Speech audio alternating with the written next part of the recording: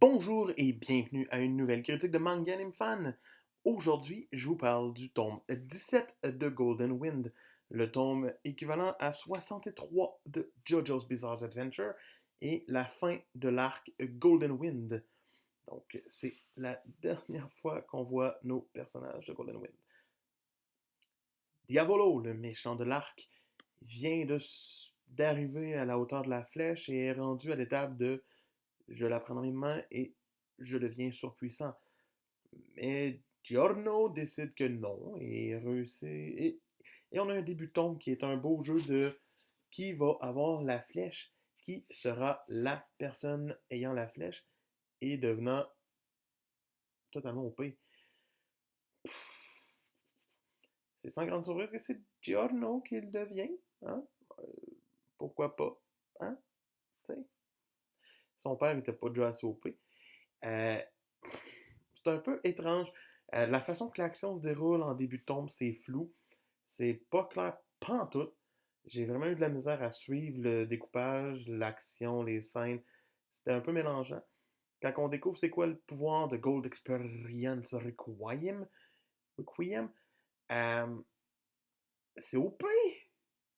Il fait en sorte que la personne meurt à l'infini dans ses propres pensées. C'est comme vraiment OP. Excuse-moi, mais OP. Level OP.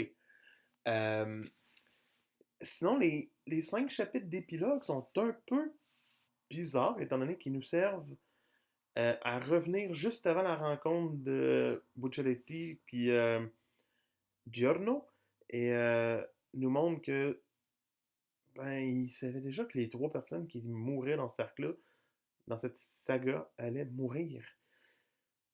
C'est un peu triste de savoir que le destin roulait déjà comme pierre et que les personnages sont morts puis qu'ils allaient mourir. Puis que, étrangement, l'épilogue officiel de la saga est de 2 pages. Une, une fin de saga un peu décousue, un petit peu bordélique, mais qui reste quand même totalement solide, puis dans l'ambiance qu'on est habitué pour cet arc. Dark et peu n'importe quoi. C'est pour ça que j'y donne quand même la note de 14 sur 20. Ça reste une lecture agréable, ça passe vite. Les 5 derniers chapitres d'épilogue sont quand même sympathiques. C'est le fun de revoir la gang au grand complet, étant donné qu'il y en a quand même 3 sur 4 de mort. Donc, 14 sur 20. J'ai bien hâte de voir la prochaine saga, Stone Ocean. Donc, au plaisir de vous retrouver pour une critique du premier tome de Stone Ocean très bientôt.